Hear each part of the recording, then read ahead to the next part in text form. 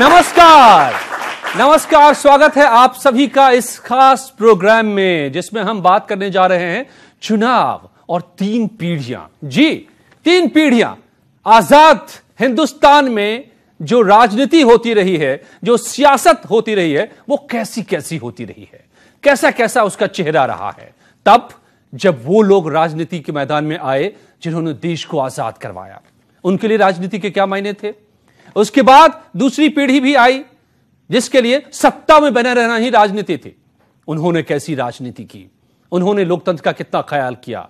और फिर आज के दौर में जिसमें साम दाम दंड भेद जो कहते हैं उसमें से कुछ भी नहीं छूटा और इसके अलावा भी कई और एलिमेंट्स जुड़ गए, चाहे वो जाति के हों, धर्म के हों, पैसे का बोलबाला हो, बाहुबल का हो, अपराध का हो, सब राजनीति का हिस्सा जो बनते चले गए। वो कैसी राजनीति है, कैसे कैसे बदली ये राजनीति। चुनाव जब एक बार फिर हमारे सामने है तो इसको समझना जरूरी है और इसीलिए आज हम बात करेंगे तीनों पीढ़ियों की जनता से भी जो मेरे साथ है, तीनों राजनीतिक दल से भी मेरे साथ हैं और वो भी हैं जो राजनीति को जानते हैं शुरू से लेकर आज तक को। उनसे भी पूछूंगा मैं, सबसे मिलवाऊंगा मैं, लेकिन सबसे पहले देखिए आप ये रिपोर्ट।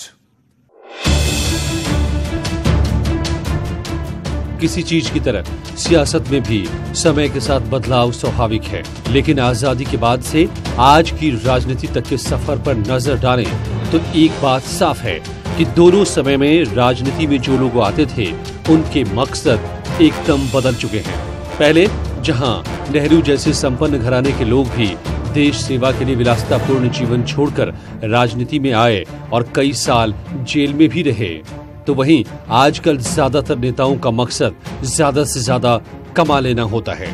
पहले एक राजनेता के लिए नैतिक मूल्य सबसे बड़ी पूंजी होती थी।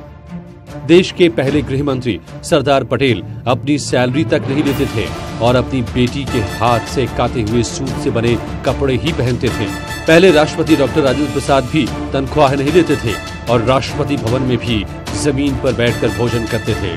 डॉक्टर राम मनोहर लोहिया कहा करते थे कि धर्म एक दीर्घकालीन राजनीति है और राजनीति एक अल्पकालीन धर्म है।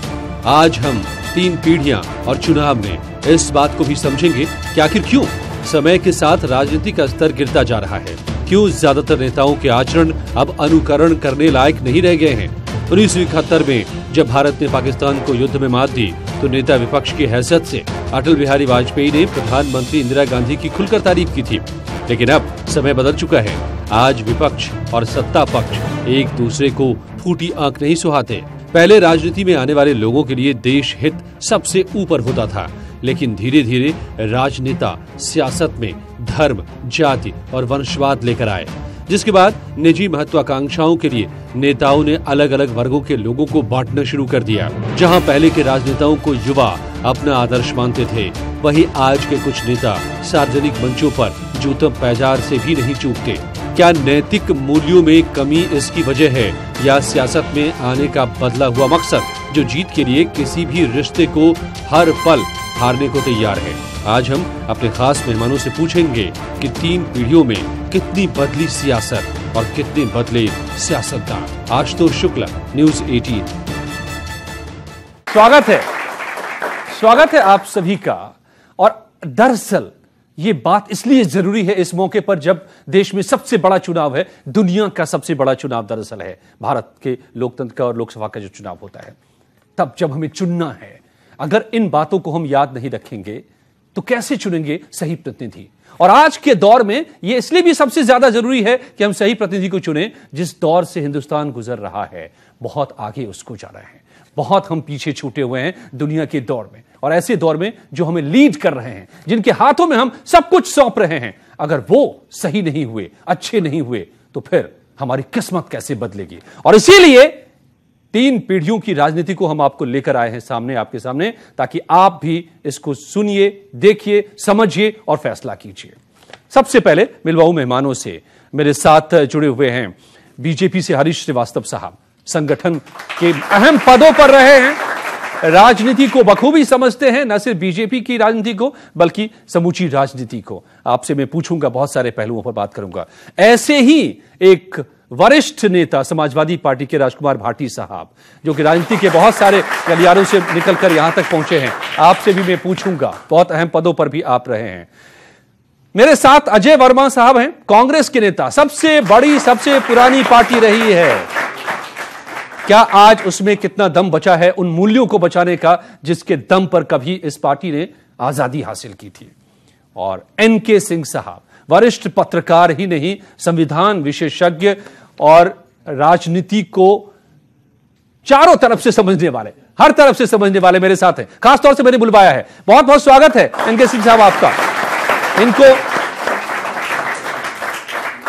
इनसे मैं समझूंगा कि इस राजनीति में कितनी पवित्रता आज बची है और अगर जितनी नहीं बची है उसका नुकसान क्या क्या हो रहा है। मैं एनके सिंह साहब, सबसे पहले मैं आपसे शुरू करूंगा क्योंकि ये प्रोग्राम, ये सीरीज, इसकी शुरुआत है और एक तरह से प्रस्तावना आपसे। देखिए, जब प्रजातंत्र आता है तो ये माना जाता है कि कालांतर में जैसे जैसे समय बीतता है तो इसके वैल्यूज और मजबूत होते हैं, इसके प्रति लोगों का सम्मान बढ़ता है और इसके जो नॉर्म्स हैं इससे क्वालिटी ऑफ लाइफ बदलती है। भारत में संविधान आया, जब संविधान बना तो ये एक चर्चा रही कि भाई नेचर इस का क्या हो जी। अमेरिकन प्रेसिडेंशियल सिस्टम हो चाहे ब्रिटिश वेस्टमिंस्टर सिस्टम हो, और हमने ब्रिटिश सिस्टम लिया। अनफॉर्चुनेटली भारत की गरीबी, कलेक्टिव कॉन्शियसनेस जिसको कि हम सामूहिक चेतना कहते हैं, शिक्षा का स्तर और गरीबी जो सबसे बड़ी बात थी, अभाव की जिंदगी, इसकी वजह से बहुत बुराइयां इसमें साथ में आ गई। आपने अभी चर्चा किया प्रणाली में जी। उस प्रणाली में ही आ गई, पहले ही दिन से आ गई। एक नेता हुआ करते थे वेस्टर्न यूपी के, वो कहते थे दलितों से जाओ जाओ तुम्हारा वोट पड़ गया। बिहार के अधिकांश गांव में, आप बिहार के आप भी जानते होंगे जी। वहां पे जमींदार ऐसे ही कह देते थे कि जाओ जाओ तुम्हारा वोट पड़ गया, और वो बेचारे चले जाते थे क्योंकि आखिर उन्हीं के यहाँ काम करना है, उनके खेत पे। अगर उससे देखेंगे तो आज बदला है। आज कोई जमींदार ये कह के नहीं बदल पाता है दलित को कि नहीं साहब आपका वोट पड़ गया है। आज इलेक्टोरल सिस्टम हमारा बहुत ही फुल प्रूफ हुआ है, इसमें कोई दो राय नहीं है जी। Because of new gadgets, because of new technology, इसकी वजह से हुआ है। पर दिक्कतें जो थी, जैसे कास्टिज्म है, आइडेंटिटी ग्रुप्स, हम पहचान समूहों में रहते हैं और हर पहचान समूह दूसरे से लड़ता रहता है। रिजर्वेशन को लेकर लड़ता है, कम्युनिटी उसको लेकर लड़ता है, धर्म को लेकर लड़ता है। लिहाजा जब पहले अंग्रेजों ने बहुत चेतावनी दी कि भैया आप ना लाइए ये आपके यहां के लिए नहीं, हम लोग तो 400 साल से प्रैक्टिस कर रहे हैं और रोज फेल होते हैं, ये बहुत ही समृद्ध समाज के लिए है। खैर पूरी दुनिया ने खारिज कर दिया था कि हिंदुस्तान में चलना लोकतंत्र का नामुमकिन है उस दौर में। मैं मैकाले को देख रहा था, ब्रिटिश पार्लियामेंट में बोल रहा था, तो उसने यही कहा था कि नहीं, मॉडर्न चीजें आएंगी तो कास्टिज्म वहां पे खत्म हो जाएगा। अब 200 साल होने जा रहे हैं, कास्टिज्म खत्म तो नहीं हुआ है, बढ़ गया। ये हुआ कैसे? इसलिए मैं इस पॉइंट पर आपके पास फिर से लौटूंगा कि जो जो बुराइयां इसमें पैदा हुई, लोकतंत्र की जड़ें तो हमारे यहां मजबूत हुई हैं, गहरी भी हुई हैं। ये दुनिया को गलत हमने साबित कर दिया कि यहां लोकतंत्र नहीं चल सकता, लेकिन उसमें बीमारियां जो पैदा हुई हैं वो कहां से और कैसे। मैं एक मेहमानों के पास और जाऊं, नीलू मेरे साथ, उनके साथ कुछ बुजुर्ग भी मुझे दिखाई दे रहे हैं। मुझे लगता है कि उनसे समझना जरूरी है नीलू कि राजनीति इन्होंने जो देखी है अपनी शुरुआत के दौर में वो कैसी थी और आज की जो देख रहे हैं वो कैसी है। बिल्कुल अजय, मैं आपको बताऊं, जिस तरह से एनके सिंह साहब ने भी कहा कि लोकतंत्र और लोकतांत्रिक प्रणाली एक जो थी वो कहा जा सकता था कि कहा यह गया कि भारत में ये इंप्लीमेंट नहीं हो सकता, लेकिन चीजें अब हो रही हैं। लेकिन इसके बाद भी बहुत सारी ऐसी चीजें हैं जिसको दुरुस्त करने की जरूरत है। और इस वक्त हमारे साथ एक जनरेशन बुजुर्ग खड़े हैं, कुछ बुजुर्ग हैं, वो अपनी बात बताएंगे कि जब वो छोटे हुआ करते थे उस वक्त किस तरह से चुनाव होते थे और आज का वक्त है जब एक बार फिर से चुनाव होने हैं, क्या कुछ अंतर उन्हें दिखता है। सर पहले तो अपना नाम बताइए और पहले के और आज के वक्त में कितना अंतर आया है चुनाव को लेकर। अब तो जी बहुत बदलाव हो गया। पहले चुनाव होता था, लोग नेता को भाग कर जाते थे देखने, और आज नेता आता है तो नेता के बगल से निकल जाते हैं, कोई देखता ही नहीं। क्यों? तो कुछ काम ही नहीं करते। जब वोट इलेक्शन आता है तो तब तो आते हैं, इलेक्शन खत्म होने के बाद में, जीतने के बाद में कुछ झांक नहीं है। तो आपको वो दिन आज याद है जबकि नेता आते थे और लोग उनके चरणों पर उनके पैर छूते थे, उन पे फूल दर्शन करने को तरसते थे, इतनी भीड़ होती थी पहले, दूर दूर भाग के खेतों में से निकल के जाग रहे। बड़े क्या फर्क रह गया अब ऐसा सुनता ही नहीं, गरीबों की कोई नहीं सुनना, कुछ भी नहीं है। हमारे साथ कुछ बुजुर्ग महिलाएं भी हैं। आप जब छोटी हुआ करती होंगी तब भी इलेक्शन हुआ करते थे, उस समय और आज के समय में कितना फर्क है? आसमान का फर्क है। पहले से तो बहुत ज्यादा, पहले तो खड़े हो चाहे बच्चे उनको कोई पैर छुए थे। अब आपको आज गरीबों कोई परवाह भी नहीं करता, कोई करता है, कोई नहीं करता है। अब राशन कार्ड ना है ना कुछ है, बताओ कैसे हम बाजार से ला के खाएं, मोल बिलेक से मिल रहा आजकल, ना घर का मकान है ना कुछ है, किराए में एक बड़ी बात नीलू जो इन्होंने कही है, इसलिए हम कमा रहे हैं, क्या करें। तो आपकी बातें सुनने वाला कोई नहीं है, आप कुछ कहें? मैं तो ये कहूंगी कि सरकार अगर कुछ कर सकती है, इस बार कुछ कर सकती है तो हम उनके साथ में हैं।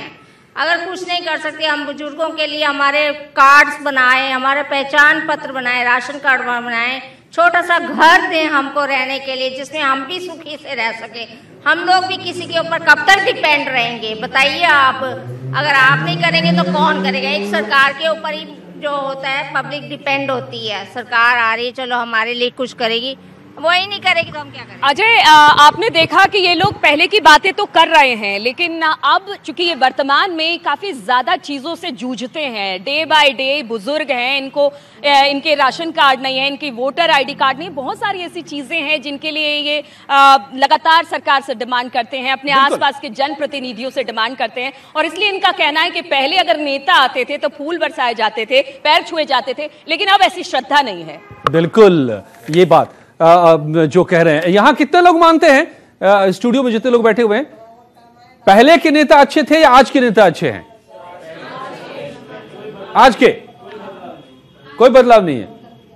पहले भी अच्छे थे और आज भी अच्छे हैं जी। और बुरे तो पहले भी कुछ तो ऐसे थे जो कि सिर्फ धर्म और उसके बेस पे राजनीति किए। अच्छा, लेकिन आज जो है, आज भी कुछ लोग करते हैं और आज भी कुछ लोग निस्वार्थ भाव से करते हैं। ऐसा चलिए ठीक है। राजकुमार भाटी साहब, क्या ऐसा हो गया कि तब नेताजी के ऊपर फूल बरसाते थे, अब क्या क्या बरसाते हैं? मैं अपने उनका नाम नहीं लेना चाहता। देखिए, हमारी एक विशेषता है सभी लोगों की कि हम वर्तमान से बहुत असंतुष्ट रहते हैं। एक सेंटेंस हम सबकी जुबान पर रहता, वो भी क्या दिन थे। ये लोगों की एक मानसिकता होती है। वरना मैं एक ईमानदारी की बात कहूंगा, राजनीति की बात नहीं कहूंगा। जो भाई साहब ने कहा मैं बिल्कुल सहमत हूं। अच्छे लोग पहले भी थे, खराब भी थे उस समय भी, और आज भी अच्छे लोग हैं। ऐसा नहीं है कि सभी लोग भ्रष्ट हैं, सभी लोग गलत हैं। आज भी ऐसे ऐसे तपस्वी लोग हैं और राजनीतिक लोग जो राजनीति करते हैं, किन किन विषम परिस्थितियों में करते हैं, आप उन्हें जाके देखेंगे। देखिए, आप किसी के भी पास जाएंगे, वकील के पास जाएंगे, पहले फीस लेगा तब आपका फार्म भरेगा। डॉक्टर के पास जाएंगे, फीस लेके दवाई देगा। पुलिस के पास जाएंगे तो भी पैसे लेते हैं। एक राजनीतिक व्यक्ति ऐसा होता है जो रात को 2 बजे भी आप घंटी बजाते हैं, वो निकल के बाहर आएगा, आपको चाय भी पिलाएगा, आपकी मदद के लिए खड़ा भी हो जाएगा। लेकिन तो राजनीति में बहुत अच्छे अच्छे लोग हैं। दूसरी बात, बिल्कुल दूसरी बात, जरूरत है हमें, अगर ऐसा है तो जरूरत है। 2 वाक्य और बोल दूं जी, 2 वाक्य और बोल दूं। एक चीज में तो गिरावट आई है। राजनीति की जहां तक बात कर रहे हैं, एनके सिंह जी ने भी उस तरफ इशारा किया कि चुनाव बहुत महंगे हो गए हैं, और यही वजह है कि हमारी संसद में करोड़पति के अलावा कोई पहुंच नहीं रहा है। तमाम लोग हैं जिनका जीवन बहुत एक मानक पे ही है। और बाकी जैसे जैसे समाज में बदलाव, आजकल तो टिकट भी बिकते हैं महाराज, सब तरह के। आप लोगों ने नहीं सुना होगा ना कि टिकट के लिए मोटा पैसा देना होता है। ये तो एक पार्टी है तो जिसके यहाँ बोली लगती है मैं उन सब चीजों पे नहीं जाता, परंतु ये जरूर है कि आज अगर आप ये 3 पीढ़ियों की राजनीति की आप चर्चा कर रहे हैं, तो निश्चित रूप से अब वर्तमान की राजनीति कुनबे और परिवार और वंशवाद से निकल करके लोगों के बीच आई है। कहाँ ऐसा हो रहा है क्या? नहीं, बिल्कुल हो रहा है। आपको लगता है कि वंशवाद हावी है राजनीति पर? मुश्किल सवाल आपसे कर रहा हूं।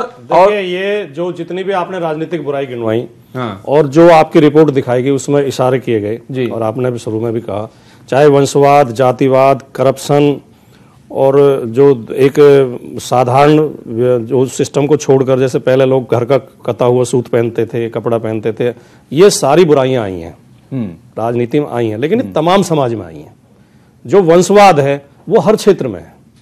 अब आप देखिए, वकील के बेटे वकील बन रहे हैं, जज के बेटे जज बन रहे हैं, फिल्म स्टार जो उनके बेटे सब फिल्म इंडस्ट्री में आ रहे हैं। नहीं, लेकिन वो क्वालिफाई करके, मैं इसका समर्थन नहीं कर रहा हूं, क्योंकि जज के बेटे इसलिए जज की कुर्सी उनको मिल जाएगी। मैं इसका समर्थन नहीं कर रहा हूं। उनको पूरा राजनीति में भी उनको एग्जाम पास करना होगा तभी बनेंगे। राजनीति में भी ऐसा नहीं है कि किसी के चाहने से बन जाएगा, जनता के बीच में जाना पड़ता है। आईएएस जैसे जनता अगर चुनाव जिता के गडकरी जी ने कहा है कि जो फेल 3 बार करता है वो मंत्री बन जाता है। हाँ, तो ये आगे बढ़ पाएगी। नहीं, लेकिन अजय जी, जब भारतीय जनता पार्टी वंशवाद की बात करती है, परिवारवाद की बात करती है, तो जब एक ही परिवार के चंद लोग पूरे देश का निर्णय करते हैं, एक ही परिवार के लोग पूरी पार्टी का निर्णय करते हैं, तब वो वंशवाद। जी, भारतीय जनता बाकी पार्टी किसी 50 पार्टी उदाहरण गिनती पे गिना दूं आपके डिबेट में कि वंशवाद के कितने उदाहरण हैं? वंशवाद नहीं, वंशवाद तो अगर है जहां आप खड़े वहां है वंशवाद। आपके साथ दिक्कत ये है कि इनको गिनवाते रहते हैं। वंशवाद वो है जो पूरे देश का निर्णय करता है। सवाल मैं ये नहीं एक ही नाम सब पर भारी हो जाता है। गिनवा दूं और आजादी के बाद से लेकर अच्छा बताइए, राजनीति में वंशवाद गलत है, ये ऐसा कितने लोग मानते हैं? हाथ उठाइए। तो अब आप लोग सोचिए कि आप लोग चाहे लाख तर्क दे दें, लोग समझते हैं इन बातों को। इनके सिंह साहब अभी एक बात कह रहे थे जो तीनों से मेरी बात हुई, तीनों इस बात को लेकर कन्विंस हैं कि ठीक है बदलाव हुए हैं, वो आदर्श अब नहीं रहे, लेकिन ये स्वाभाविक है, ये एक्सेप्टेबल है, वक्त के साथ ये बदला है। मैं इसको काटता हूं ऐसे। अभी मैं एक देख रहा था कहीं पर वीडियो, डेनमार्क दुनिया की सबसे खुश कंट्री है, हैप्पीएस्ट कंट्री इज डेनमार्क। आप एक वीडियो देखना, यूट्यूब पे है, और एक मशहूर वेस्टर्न एंकर है, उन्होंने एक शो किया है उसके ऊपर, जब वो गई थी तो क्यों वो लोग हैप्पी हैं ये भी बताया है। मैं इसलिए जिक्र कर रहा हूं कि आप लोग जरूर देखें उसको। उसमें वहां पर यह दिखाया है कि यह इत्तेफाक नहीं है कि सबसे कम करप्ट कंट्री भी है डेनमार्क। सबसे ज्यादा टैक्स है वहां, 60% तक टैक्स है, लेकिन लोग हैप्पीली पे करते हैं टैक्स, क्योंकि इसके बदले में उनको जो मिल रहा है वो उससे संतुष्ट है। तो यानी ये दोनों में गहरा संबंध है कि करप्शन फ्री। स्वीडन का प्राइम मिनिस्टर जी बस से उतरता है पार्लियामेंट में जाने के लिए और कंडक्टर से छुट्टे पैसे भी वापस लेता है। ये प्राइम मिनिस्टर करता है, ये प्राइम मिनिस्टर स्वीडन का। एक ताली होनी चाहिए इस पर। क्या ऐसा ही आप लोग चाहेंगे कि हमारे देश में भी ऐसा ही हो? जी अजय जी, एक आदर्श तो हो सकता है जो इनके सिंह, ये प्रैक्टिस की बात कर रहा हूं मैं, ये हो रहा है आज के डेट में। नहीं, प्रैक्टिस में है, लेकिन आदर्श स्थिति है। परंतु स्वीडन या डेनमार्क जिनकी आप बात कर रहे हैं कंट्रीज की, उनकी अगर आप पॉपुलेशन देख लें और उनका एरिया देख लें और जो डाइवर्सिटी है विभिन्न तरह की, जैसे इंडियन डेमोक्रेसी है, हाँ। इसकी आज भारत की आबादी को आप देख लीजिए, इसका क्षेत्रफल देख लीजिए और इसकी विभिन्नताएं देख लीजिए, हाँ। तो क्या उसमें वो संभव होगा? क्यों नहीं, क्या संभव नहीं होगा? क्या देखिए, मैं खत्म कर लूं। हरीश जी पढ़े लिखे आदमी हैं, मैं उम्मीद करूंगा कि जो बात हम कह रहे हैं वही वो कह रहे हैं, इसको रिपीट हमें नहीं करने की जरूरत है। डेमोक्रेसी की, इंडियन डेमोक्रेसी की यही प्रॉब्लम है कि कम से कम 4000 आइडेंटिटी ग्रुप्स में हम बटे हैं।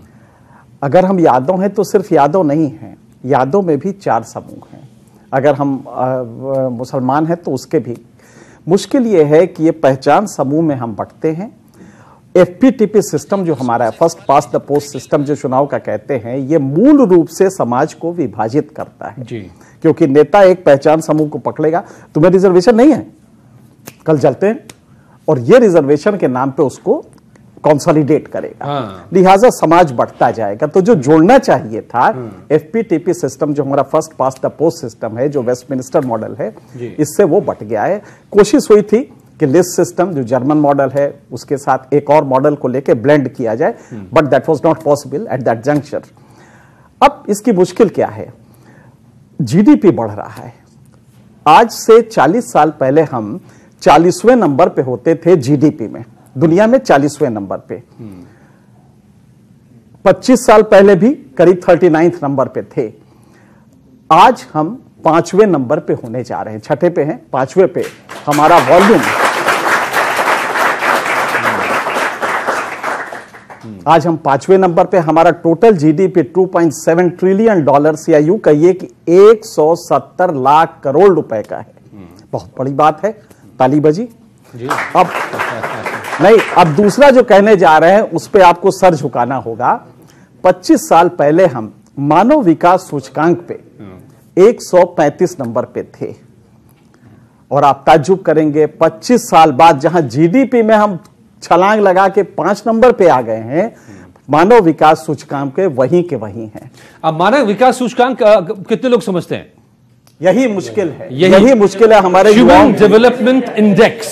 और किसी भी कोई भी देश कितना डेवलप्ड है या कितना पिछड़ा है, मानव के उसको नापने का यही है पैरामीटर। उसका स्वास्थ्य कितना उसका अच्छा है, उसका एजुकेशन कितना अच्छा है, पर कैपिटा इनकम कितनी है। आप ताज्जुब करेंगे कि ह्यूमन डेवलपमेंट इंडेक्स पे हम वहीं के वहीं हैं जहां 25 साल पहले थे। हम अमीर तो हो रहे हैं, लेकिन हमारी जिंदगी बेहतर नहीं है इस देश की। कुल मिलाकर ये बिल्कुल यही है। 3 पीढ़ियां और चुनाव, मुझे लग रहा था कि ये कहीं बोझिल न चर्चा हो जाए, लेकिन मेरे साथ जो यहां पर युवा पीढ़ी के लोग बैठे हैं, उनको देखकर मुझे लगता है कि ये बहुत ही सार्थक, जरूरी चर्चा है और गर्मागर्म भी है। सब लोग न सिर्फ हिस्सा ले रहे हैं बल्कि बहुत सारे सवाल भी आ रहे हैं इनसे। मैं आप लोगों के पास सवाल के साथ आ रहा हूं। नीलू मेरे साथ हैं जो ठीक पुरानी पीढ़ी के साथ खड़े हैं उलट। वहां से भी कुछ सवाल है। नीलू, जरा पूछिए कि वो आज अगर कहेंगे अपने नेताजी को कि आप ये अपने में बदलिए, तो क्या बदलने के लिए बोलेंगे वो? बिल्कुल अजय, हमारे साथ भी अजय जी हैं जो कि एक स्कूल के प्रिंसिपल हैं, उनसे बातचीत करेंगे। अजय जी, जिस तरह से एक सवाल स्टूडियो की तरफ से आया है कि अगर कुछ नेताओं में कुछ बदलना हो आज के नेताओं में, तो वो क्या चीज़ है जो कि आप चाहेंगे कि बदलना चाहिए नेता? मेरी समझ तो ये है कि उन्हें अपनी विश्वसनीयता बनानी चाहिए। आजकल के नेताओं में अगर एक दो को छोड़ दें तो विश्वसनीयता का अभाव है। उनकी जो वाहवाही है उनके आसपास के लोग ही करते हैं और अपने ऊपर उन्हें अहंकार हो जाता है कि मेरे बहुत फॉलोअर हैं। वास्तव में किसी पार्टी से संबंधित मैं नहीं हूँ, लेकिन देश में एक आधी नेता इस समय ऐसे हैं जो सामान्य लोग जिनकी सुनना चाहते हैं और सामान्य लोग जिसकी बात पर विश्वास करते हैं। और मैं समझता हूँ जो पुराना युग नेहरू जी के समय का था वो दोबारा आ गया है। उस समय भी लोग जब वोट डालने जाते थे तब गाने बजाते हुए, डांस वांस करते हुए जाते थे और लोकतंत्र का ये जो मतदान दिवस था ये पर्व होता था। और आज भी, और ये जो चुनाव अब आ रहा है इसमें भी ये पर्व की तरह देश मनाएगा और ऐसे व्यक्ति को यहाँ पर जिताएगा जो देश के लिए कुछ कर रहा है। बिल्कुल अजय, और मेरे साथ एक बड़ी बुजुर्ग सी महिला है, उनसे भी बात करेंगे। अम्मा जी, पहले और आज में क्या फर्क है? बहुत फर्क है बेटा, बहुत फर्क है। इतना फर्क है, पहले भक्ति भाव था, पहले मतलब इंसान की रहमत थी, दर्द था, भाई ये दुखी है इसकी सेवा करनी है, हर तरह से सेवा। तो अब नेता सेवा नहीं करते हैं? अब नेता सेवा नहीं करते? कहाँ करते हैं नेता सेवा? जो नेता बन जाते हैं वो नहीं मदद नहीं करते, वो कहते हैं चल कुर्सी पे बैठते हैं, जब वोट लेते हैं जब मतलब सेवा करते हैं, नोट बांटते हैं, ऐसे मतलब। तो आप कुछ कहना चाहेंगी नेताओं से? हाँ, आप कुछ कहना चाहेंगी? मैं क्या कहूँ बेटा नेता को, मैं तो मेरी पेंशन काट रही, मेरे को मतलब लेना 2 साल लग गए, मेरी पेंशन काट के रख दी है। मैं चलिए, तो अजय आपने देखा कि ये बुजुर्ग हैं और इनकी बड़ी सारी समस्याएं हैं। इनका कहना है कि पहले के नेता बातें सुनते थे, लेकिन अब के नेता बातें नहीं सुनते हैं। कहीं ना कहीं वो सिर्फ राजनीति कर रहे हैं। जो आम लोग हैं वो जहां के तहां बने हुए हैं। पब्लिक है नीलू, और सब जानती है। यहां बच्चे से लेकर बुजुर्ग तक सारी कहानी खोलकर रख दे रहे हैं कि क्या चल रहा है राजनीति में। आप लोग अपने आप में कहीं दूसरी दुनिया में जीते रहते हैं। विश्वसनीयता सबसे बड़ा संकट है आप लोगों के लिए, बताइए। जी, मैं विकास जैन, प्रदेश अध्यक्ष उत्तर प्रदेश युवा व्यापार मंडल। मैं किसी भी राजनीतिक दल से इत्तेफाक नहीं रखता हूं, सिर्फ व्यापारियों की समस्याओं की तरफ देखता हूं। मुझे बाबूजी हरीश जी को देख के श्री लाल कृष्ण आडवाणी जी की याद आ रही है। रूपरेखा कुछ मिलती जुलती है। जिस तरीके से 3 पीढ़ियों की बात हो रही है, क्या मोदी जी को जीतने के बाद पुरानी पीढ़ी को मौका नहीं देना चाहिए था? अगर शिष्टाचार की बात करें, व्यवहार की बात करें, इन्होंने तो हिटलर शाही सरकार, 2 बंदों की सरकार जो पूरे देश को होल्ड कर रही है, जो चाहे वो हो रहा है और किसी की कोई सुनने वाला नहीं है। जवाब हरिशंकर जी, एक सवाल आपके लिए आ रहा है कि क्या कभी नहीं इन्होंने हरीश जी के लिए संकट पैदा कर दिया है।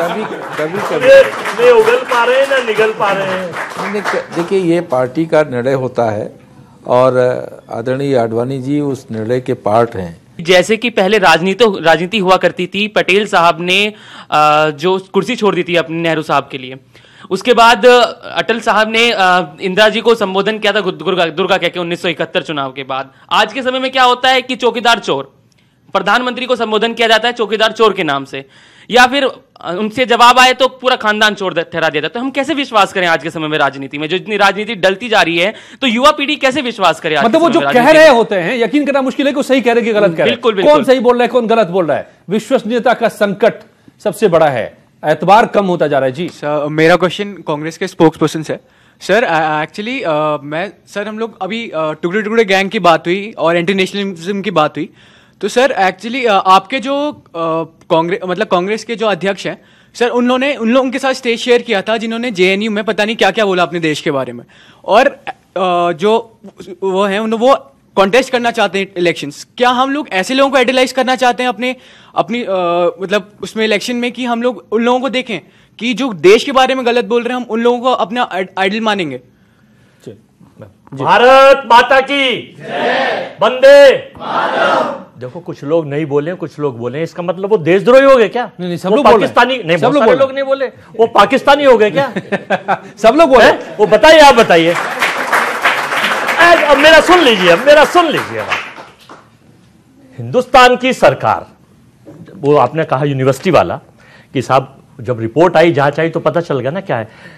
सरकार जब सारे रोजगार के मुद्दे पर, काले धन के मुद्दे पर, महिला सुरक्षा मुद्दे पर, जन लोकपाल के मुद्दे पर, जिन मुद्दों पर सरकार आई फेल हो जाती है, तो इनकी एक इलेक्ट्रॉनिक टीम है पूरे हिंदुस्तान में, जिसे अमित शाह जी ने कहा था एक राजस्थान के एक सम्मेलन में IT सेल के में, कि भाई आप इस तरह से करो कि पता वो क्या कहते हैं। जब कोई मुद्दे कोई पूछा तो 3 आदमी खड़े होकर भारत माता की वंदे मातरम। अब सारा लोग जो वंदे मातरम, भारत माता, देशभक्ति के मामला उसमें लग जाता है, मुद्दे छुप जाते हैं। तो ये गलत बात है क्या? नहीं, आपको किसी ने मना किया है क्या? सरकार केवल ये काम करने पे तुल रही है। भारत माता की जय आप भी बोलिए। इनके सिंह साहब, मैं और सवाल लूं इससे पहले। ये जो अक्सर हम आज की राजनीति में तू मैं देखने लगते हैं, और लोग कह रहे हैं इससे उनका विश्वास घटता है, वो समझ नहीं पाते हैं कौन क्या बोल रहा है, किसकी बात सही किसकी बात गलत। और यही बात कह रहे थे वहां प्रिंसिपल साहब भी, कि विश्वास होता ही नहीं आज के नेताओं पर। यह एक बड़ा संकट है आज की राजनीति में राजनेताओं के लिए। इसे क्रेडिबिलिटी क्राइसिस कहते हैं। विश्वास का संकट बहुत बुरी तरह आया है, लेकिन ये नेताओं पे ही नहीं आया है, हम मीडिया वालों पे भी आया है, जुडिशियरी पे भी आया है, और जुडिशियरी पे काफी ज्यादा आया है हाल के दौर में, और जुडिशियरी के अलावा लगभग हर पॉलिटिकल इंस्टीट्यूशन पे आया है। उसी पे नहीं आया है, व्यक्ति व्यक्ति के रूप में ट्रस्ट डेफिसिट बना है। इसकी वजह क्या है? मैं जब हल्का सा जवान हो रहा था जी, तो जो साथ में लड़की पढ़ती थी उसको इंप्रेस करने के लिए हाथ में दास कैपिटल कार्ल मार्क्स का रखता था, ताकि जब समझेगी बहुत पढ़ा लिखा है। ये दास कैपिटल आप कितने लोग जानते हैं? अनफॉर्चुनेटली कोई नहीं जानता होगा। यही क्राइसिस, कार्ल मार्क्स का नाम सुना है? यही क्राइसिस है हमारी। Karl Marx, right? उन्होंने जो किताब लिखी थी दास कैपिटल, उसी के पर आधारित है पूरा। हो गई। ओके जी, तो मैं दास कैपिटल, हम लोग सभी युवा जो थे वो दास कैपिटल हाथ में रखते तो लड़की इंप्रेस होगी कि आज अगर 6 स्टेप्स नहीं है तो लड़की इंप्रेस नहीं होती है। ये पैरामीटर में चेंज है। बच्चों हम तुम्हें बुरा नहीं कह रहे हैं जी, ये जनरेशनल डिजेनरेशन है, ये अवनति हो रही है, बहुत बुरी तरह हो रही है। 2 संस्थाएं होती थी जो वैल्यूज देती थी, माँ की गोद और शिक्षक। अनफॉर्चुनेटली माँ भी लग गई है इस काम में कि पड़ोसी के घर बड़ी गाड़ी आई है, मेरे घर छोटी गाड़ी क्यों है, और शिक्षक तो अपने पे स्केल के लिए परेशान रहता है। तो वैल्यूज नहीं मिले हैं। समाज में जो वर्ग आ रहा है बहुत कम जानता है। आप लोगों से अगर हम पूछें कि भारत का बजट कितने रुपए का होता है, आप लोगों को नहीं मालूम होगा, लेकिन मोदी अच्छे हैं कितना, हाँ किसी को नहीं मालूम होगा। अनफॉर्चुनेटली हमारे कई एडिटर्स को भी नहीं मालूम रहता जी। तो भारत का बजट कितना होता है ये आपको नहीं मालूम, लेकिन आप ओपिनियन जरूर बना लेते हैं कि मोदी अच्छे या राहुल गांधी अच्छे। बहुत कम नॉलेज लेवल पे आप अपना ओपिनियन बना लेते हैं। मेरी यही दरख्वास्त है कि आप नॉलेज पढ़ें, जितना ज्ञान लेंगे उतना ही डेमोक्रेसी को समझेंगे, इन नेताओं को समझेंगे, इनमें गड़बड़ कौन है समझेंगे। हो सकता है सब के सब गड़बड़ हो सकता है तीनों अच्छे हों, तो लेकिन इसके पहले आपको इक्विप होना पड़ेगा, लॉजिक पावर बढ़ानी पड़ेगी। झारखंड में अभी एनसीआरबी की रिपोर्ट आई है, एनसीआरबी मतलब नेशनल क्राइम रिकॉर्ड ब्यूरो जी, हर 4 दिन पे एक पागल औरत को, जिसको साइकियाट्रिक पेशेंट कहते हैं, ईंटे से, क्योंकि भटक के आई थी तो दूसरे गांव वालों ने ईंटे से मार दिया, ये कह के कि डायन है पूरे गांव को खाने आई है। और जो हाथ वो ईंटें मार रहे थे उस औरत को, बेचारी को जिसको इलाज की जरूरत है, उसको ईंटें मार रहे थे कि गांव को खा जाएगी, वही हाथ आपका एमपी भी चुनते हैं। ये डेमोक्रेसी की प्रॉब्लम है। इसलिए अनफॉर्चुनेटली आपने ये अर्बन युवा रखे हैं। कभी गांव में जाके जो खेत में काम कर रहा है उस युवा से बात कीजिए, असली वो भारत है, तब पता लगेगा। वैसे तुम लोगों से यही दरख्वास्त है हमारी कि नॉलेज लेवल बढ़ाओ, ज्ञान का स्तर बढ़ाओ। बहुत कम ओपिनियन में, बहुत कम नॉलेज बेस पे जब ओपिनियन बना लेते हो तो कई बार प्रजातंत्र के लिए खतरनाक होता है। तो इसके लिए सिंह साहब ये भी तो है कि क्या एक ऐसा सिस्टम हम बना पाए, एक ऐसा एजुकेशन सिस्टम हम दे पाए, उसमें उन वैल्यूज को इनकलकेट करने के लिए क्या हमने कोई इंतजाम किए? अच्छा सवाल है। तमाम बातें भी है जो सवाल हमारे राजनीति और सिस्टम पर भी ये उठते हैं। अच्छा सवाल है। अनफॉर्चुनेटली वैल्यू जनरेशन के लिए जो इंस्टीट्यूशंस होते हैं वो नॉन स्टेट, वो राज्य से नहीं आते हैं। मोदी जी ने एक कोशिश की थी, हालांकि विश्व के किसी नेता ने, एक बार रूजवेल्ट ने किया था अमेरिका में, मोदी जी ने एक कोशिश किया मन की बात में या इसमें कि हम सामाजिक सुरक्षा, ये आपके स्वच्छता के लिए उसने असर किया, इसमें कोई दो राय नहीं है कि स्वच्छता ने प्रभाव किया है। लेकिन बाकी जो सोशल मैलिस है, जैसे भ्रष्टाचार है, ये पॉलिटिकल मैसेज से नहीं होगा ठीक। इसके लिए समाज को बदलना पड़ेगा। और वो तुम लोग एक बार घर जाके सोचो कि क्या यही मना स्थिति लेके हम इस समाज में आएंगे, और तब समझ में आएगा कि डेमोक्रेसी हमारी बहुत अच्छी नहीं चल रही है। ठीक है, कोई एक नेता विकास कर सकता है, अच्छा कर सकता है, बुरा कर सकता है, वो एक इशू हो सकता है, आप फिर जाके वोट देंगे। लेकिन बदलने के लिए आपको बहुत कुछ करना है। सिंह साहब ने कहा, बहुत गंभीर बात उन्होंने कही और आपने समझी होगी। मैं उसे थोड़ा और आगे इस राजनीति की तरफ लेकर आना चाहता हूं। राजनीति में जो भी बुराई बताई गई है उसमें अगर हम सब जो देश के नागरिक अपनी मानसिकता चेंज कर लें तो वो खत्म हो सकती हैं, क्योंकि इन लोगों को हम ही चुन के भेजते हैं। अगर हमको भ्रष्टाचारी आदमी पसंद नहीं है तो भ्रष्टाचारी को वोट न दें, अगर हमको अपराधी पसंद नहीं है तो हम अपराधी को वोट न दें, दल बदलू को वोट न दें, वंशवादी को वोट न दें। लेकिन होता क्या है, आपने डेनमार्क का उदाहरण दिया कि सब मिल जाते हैं ना। नहीं, मैं बता, चुनने के लिए ऑप्शन ही बचता है। ऐसा नहीं होता। मैं बताता सवाल तो पूछिए, इनकी बारी मैं कह रहा हूं, बात आपसे कही भाटी साहब एक बार भाटी साहब की बात पूरी हो जाए। आपने स्वीडन का और डेनमार्क का उदाहरण दिया जी, बहुत अच्छा लगा। हम भी चाहते हैं हमारे देश में ऐसा हो, लेकिन पता हमारे देश के आम लोगों की मानसिकता क्या है? जिस नेता के साथ 3-4 गाड़ियां नहीं आई और 2 बंदूकची नहीं उतरे और जिसके चमकते हुए कपड़े नहीं हुए, अगर मैं सादा पहुंच जाऊं मोटरसाइकिल पर किसी मीटिंग में, कहेंगे अरे यार ये क्या, ये काहे का नेता आ गया फर्जी। तो हमें ये मानसिकता बदलनी पड़ेगी। हम लोगों के कैरेक्टर से नेता तय करें। ये मानसिकता किसने की है? ये मानसिकता जनता ने पैदा नहीं की है, नेताओं ने पैदा किया है। वर्षों में धीरे धीरे बनती है। वोट जहां से मिले, जिस तरह से मिले, उसके लिए हम कुछ भी मुद्दा बना देंगे। इस बात ने इस देश का बड़ा नुकसान किया है जो आज भी हो रहा है। मतलब मैं चूंकि इसका छात्र रहा हूं जी, आज भी हूं। भारत में इससे बड़ा नुकसान कुछ हुआ ही नहीं है कि हमें आप एक आइडेंटिटी को पकड़ते हैं। आपने देखा कि एक चीफ मिनिस्टर ने, भारत के संविधान में सिर्फ दलित था, शेड्यूल कास्ट था और कुछ नहीं था, लेकिन उसने एक कानून बनाया, कहा कि नहीं दलित को भी फाड़ दो, इसको 2 टुकड़े कर दो। तो उसने दलित के भी 2 टुकड़े कर दिया और आप चालू है महादलित का एक कैटेगरी बना दिया। इसलिए ये तोड़ते हैं, तोड़ के 5% अगर कम वोट है, बोले यार पता करो जरा कास्ट तो नहीं मिल जाएगा, कास्टों के लिए आरक्षण करा दो, और इसकी नारा शुरू कर दिया। ये पॉलिटिकल क्लास की मजबूरी है, ये कराता है और सभी कराते हैं। ये भी समाज को तोड़ रहे हैं, इसमें कोई दो राय नहीं है। और ये एफपीटीपी सिस्टम हमारा भारत के लिए मुनासिब नहीं था, पर खैर अब वो तो ही है, उससे बेहतरीन सिस्टम आना शायद टाइम लगेगा। दूसरी दिक्कत यह है कि भारत में आज पर स्क्वायर किलोमीटर की आबादी, आप ताज्जुब करेंगे, 368 है। अमेरिका की 30 है, ऑस्ट्रेलिया की 2 है। तो 368 मतलब आदमी पे आदमी चढ़ा जा रहा है, उसे कंधे पे बैठ रहा है, लिहाजा गरीबी रहेगी। लेकिन इसी में विकास होगा। और इसी में अगर आप कह लीजिए कि नहीं आबादी पर कंट्रोल करने के लिए कानून बनाए तो वो फिर राजनीतिक मुद्दा बन जाएगा, मुश्किल हो जाएगा। सवाल भी नहीं उठा सकते आप। नहीं, ये मुश्किल है कि आप अगर आप करें, देख लीजिए, आप कह रहे हैं दिक्कत हो जाएगी, चुनाव है, नहीं कह रहा हूं आपके नेता नहीं कहेंगे इस बात को, क्या होना चाहिए?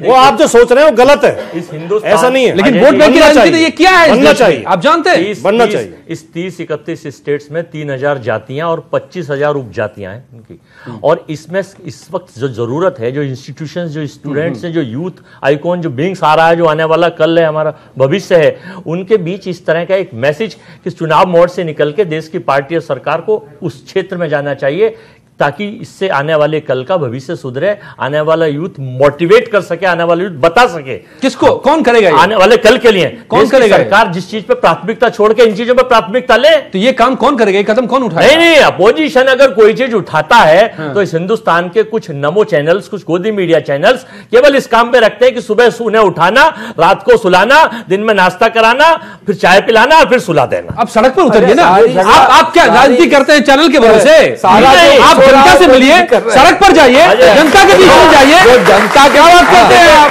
आप चाहते हैं कि यहाँ से पॉलिटिक्स कर ले सारे? कांग्रेस को दीवार पर भी आता है, कांग्रेस को पहलू होते हैं दो, दिन में भी सब अगर आपके ट्विटर, व्हाट्सएप, कांग्रेस की फेसबुक, दिक्कत और है। इसके अगर अच्छे भी है तो इसका पॉजिटिव है तो इसका नेगेटिव भी है। ऐसे ही जैसे छात्र आप बैठे, इनके भी दो तस्वीर है, आपको नहीं जनता की तस्वीर पॉजिटिव करने के लिए, आपके पास कोई विजन नहीं काम करने का, आपके पास कोई अच्छी सोच नहीं है, इसलिए आप केवल दूसरे पे आरोप करते हैं, डबल तेजी से नीचे आएगी। प्रॉब्लम यह है कि इनकी तरफ पीड़ा हो रही है तो रिएक्शन भी यही कर रहे हैं। ठीक है, सवाल हाथ उठ रहे हैं यहां पर जी।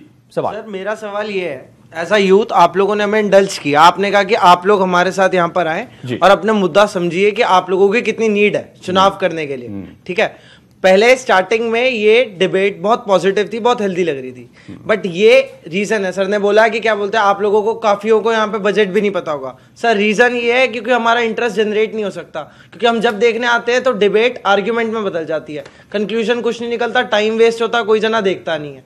आप लोग अपने आप में लड़ने से बेहतर है कि आप अपने अपने उसके हिसाब से देखिए, जिसको जो अथॉरिटी मिल रखी है, जो जो डिजर्व करता है।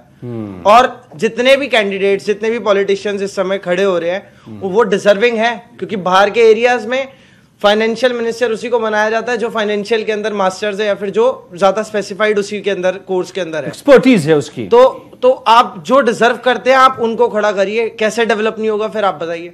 ठीक बात, बिल्कुल। और सवाल सुनिए, आप लोग चॉइस दीजिए। आप लोग अब गडकरी साहब ने पता नहीं उनका संदर्भ क्या है। मेरा नाम राजेश कुमार शाह है कि 3 बार फेल भी मिनिस्टर बन जाता है। मैं एक क्वेश्चन करना चाहूंगा कि अभी जो एयर स्ट्राइक के बाद जो भी हुआ, जैसे जिस तरीके से देश में मीडिया के सामने जिस तरीके से बातचीत हुई सेना के प्रति, मतलब कि ऐसे कि वहां की ये वो दिया जाए आपको कि वहां इतने मरे, सबूत दिए जाए, हाँ कितने मरे हैं, और प्लस और भी जिस तरह सपोर्ट किया गया वहां के प्रधानमंत्री को, अन्य जो भी आया, क्या ये सही है, हमारे देश हित में है? आपको किसी नेता का बयान, आप मुझे नाम लेके बताएं, किसी नेता ने सबूत मांगा कितने मरे, हमें सबूत दो, किसी भी पार्टी के किसी नेता। बिल्कुल,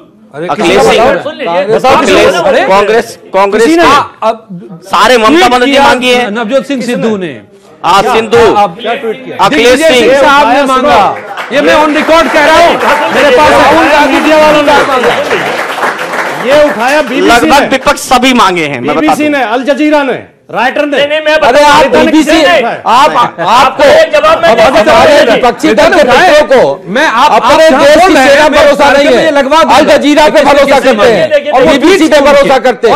ये हमारे विपक्षी दल के मित्रों का जो कार्यशैली है। आप इनको जी, आपने एक सवाल पूछा, मैं बिल्कुल स्वच्छता से बताना चाहता हूं, आप सुनेंगे एक सेकंड? बिल्कुल, मुझे 1 मिनट का समय दीजिए जी। कुंभ होता है, आस्था का प्रश्न है, सबकी हिंदुओं की आस्था जुड़ी हुई है। सिंह साहब सुन लीजिए कि मोदी साहब और योगी साहब कहते हैं, 70 साल से सुन रहा हूं आपको, इनको सुनाइए। मोदी साहब और योगी साहब प्रधानमंत्री हैं, संवैधानिक पद पे कहते हैं कि 194 कंट्री के लोग यहां आए और संसार के मीडिया ने हम पे मोहर लगा दी कि कुंभ बहुत अच्छा हो, हमने मान लिया, बिल्कुल मान लिया, ठीक है, अच्छी बातें हैं। सर्जिकल स्ट्राइक होती है, सेना पर किसी नेता का कोई ये नहीं, किसी पार्टी ने नहीं उठाया कि सेना की तरफ उंगली, सेना को सलूट था, है और रहेगा, सेना पे कोई क्वेश्चन मार्क नहीं था। संसार के 18 बड़े मीडिया के चैनल, जहां 160 कंट्री मोदी साहब घूम के आए हैं उन्हीं ने से पूछा कि अगर ये सर्जिकल स्ट्राइक हुई है, लोग मरे हैं, तो सीआरपीएफ के जवानों ने ये चीज पूछी है कि अगर हमें गिनती पता चल जाए तो हमारे कलेजे में हमारे बच्चे मरे, ठंडक मिल जाएगी। तो उनका पूछना अगर गुनाह है तो ये गुनाह कांग्रेस पार्टी और पार्टी के लोग भी कर रहे हैं। आपको बताने में क्या दिक्कत है? सीआरपीएफ के लोग नहीं पूछे थे सर, सीआरपीएफ के जवानों ने पूछा। ना पॉलिटिकल लीडर्स पूछे थे। जी हाँ। आखिरी मेरा सवाल आज का, एक तरह से ये समाप्त, क्योंकि आने वाले दिनों में हम इस पर और चर्चा करेंगे, एक पहलू की चर्चा करेंगे राजनीति के। लेकिन आज एक जो सवाल यहां से आया, जो ये कहना चाह रही थी, क्या निगेटिविटी से भर गई है राजनीति? हमें ज्यादातर निगेटिविटी नजर आती है, बहुत ज्यादा है, दिखती है। इधर पिछले कुछ सालों में इतनी ज्यादा समाज में आ गई है। समाज में दो वर्ग हो गए हैं सोच के स्तर पे, या तो आप उस साइड में हैं या इस साइड में हैं। अगर इस साइड में तो जरूर उस साइड में है। ये बहुत बड़ा क्राइसिस है। और सोच के स्तर पे मैं यही अपील आप लोगों से करूंगा, युवाओं से भी, कि आप स्ट्रेट सोचना शुरू कीजिए। कुछ अच्छी चीजें हुई हैं इस गवर्नमेंट में। मान लीजिए कि अब चुनाव है, इस गवर्नमेंट की बात लीजिए आप। दो तरह के विकास होते हैं, एक होता है लॉन्ग टर्म डेवलपमेंट, जिसको इंफ्रास्ट्रक्चर डेवलपमेंट कहते हैं। सिंचाई अगर किसी गवर्नमेंट ने लिया तो 10 साल उसको फलीभूत होने में लगेगा। अगर बिजली का प्रोजेक्ट है तो 5 साल लगेगा। अगर उज्ज्वला है तो अगले दिन हो जाएगा। इस सरकार ने उज्ज्वला भी किया, इसमें कोई दो राय नहीं है। लॉन्ग टर्म प्रोजेक्ट्स भी लिए, इसमें भी कोई, आपने देखा रोड्स कितनी बन रही है, इसमें कोई दो राय नहीं है। कुछ चीजें ऐसी हैं जो कि नकारात्मक रही है। किसानों के फसल का मूल्य बहुत अच्छा नहीं मिला, इसलिए किसान नाराज है। रोजगार के स्तर पे अब आप एक चीज गौर कीजिए, जीएसटी से किसको फायदा था? क्यों सरकार ने किया? छोड़ देती। लेकिन एक सिस्टम इंप्रूवमेंट है। शुरुआती दिनों में जरूर इसमें दिक्कत होगी, लेकिन ऐसा नहीं है। जीएसटी जो मॉडल है और टेक्नोलॉजी के साथ जब आप उसको लेंगे कि ट्रक अगर मूव कर रही है आलू के खेत से, अगर वो जा रही है तो एक एक चीज मॉनिटर होगी। कांग्रेस गवर्नमेंट आएगी वो भी करेगी, मोदी गवर्नमेंट आएगी वो भी करेगी। तो ये टेक्नोलॉजिकल इनोवेशन है, इसमें विकास हो रहा है। कुछ कमियां हैं, इसमें जो लोग महसूस कर रहे हैं कि आपने क्या अच्छा किया, इसके बजाय पूरा पॉलिटिकल डिस्कोर्स जो है, नैरेटिव जो है, वो इस पर बेस्ड हो गए कि उन्होंने क्या खराब किया, उनमें क्या कमी है। ये देखिए, ये इसके इर्द गिर्द पूरी राजनीति होती है, पूरी एडवर्सरियल डेमोक्रेसी का सिद्धांत पे हम लोग हैं, जिसमें कि विपक्ष इनके नकारात्मक लाएगा, रूलिंग पार्टी हमेशा अपने पॉजिटिव बताएगी। अब इनको डिसाइड करना होता है कि एक्चुअली हमारी बहबूदी या कल्याण के लिए कौन बेहतर है, ये इनको डिसाइड करना है। अनफॉर्चुनेटली अगर इनका लैक ऑफ नॉलेज है, अगर ये नहीं जानते हैं कि पर कैपिटा इनकम हमारी बढ़ी कि नहीं, हमारा ह्यूमन डेवलपमेंट इंडेक्स बढ़ा कि नहीं, तो ये वोट फिर कैसे देंगे? तय करना मुश्किल होगा। हाँ, ये तय करना, और तब ये भावना में बह जाएंगे और भावना बहा ले जाएगी। भावना के सौदागर हमारे यहाँ पॉलिटिकल क्लास में बहुत लोग हैं, इसी का फायदा वो उठा ले। आप इससे बचे, आप स्ट्रेट सोचना शुरू करें, लॉजिकली सोचे। अभी यूरोप में आप जाएं, मैं कई बार जाता रहा हूं, स्ट्रेट सोचते हैं, भावना वगैरह उसमें नहीं रहता है। स्ट्रेट सोचिए कि अच्छा क्या क्या अच्छा किया है, कुछ चीजें अच्छी आपको मिलेगी, क्या क्या नहीं किया, जो वायदे किए थे क्या वो वायदे मुकम्मल हुए, तब आप पाएंगे कि नहीं ये वायदे तो मुकम्मल नहीं हुए। ये इसकी है। अगर इस तरह सोचना जिस दिन कर देंगे, ये पॉलिटिकल क्लास भी बदल जाएगा, इनका तर्क भी बदल जाएगा, इनकी लैंग्वेज भी बदल जाएगी, बशर्ते कि ये जाने कि हाँ ये समझ रहे हैं। इनको आसानी से ये भावना में बह जाते हैं, ये बहा लेते हैं। सवाल ये है कि चुनाव का वक्त है, और जो आज हम बात कर रहे थे, राजनीति कितनी बदली है, और इसको इसलिए समझना जरूरी था और है आने वाले दिनों में भी, क्योंकि आप सही चुनाव कर सके। मैं समझता हूं आज जितनी बातें यहां पर हो रही हैं, जितने लोग यहां पर हैं और जो लोग आप देख रहे हैं, एक सवाल जो इस सारी बातों के बीच में सबसे बड़ा है कि अपनी आंखें खोलिए, परखिए, और उन आदर्शों पर, उन जरूरतों पर जिसकी जरूरत आज हमें देश को है, राजनीति से उसके आधार पर तय कीजिए, ना कि भावनाओं में बहकर, जो एनके सिंह साहब आखिर में हमें बता रहे थे। बहुत बहुत धन्यवाद आप सबका मेरे साथ जुड़ने के लिए इस चर्चा में। बहुत बहुत शुक्रिया आप सभी का।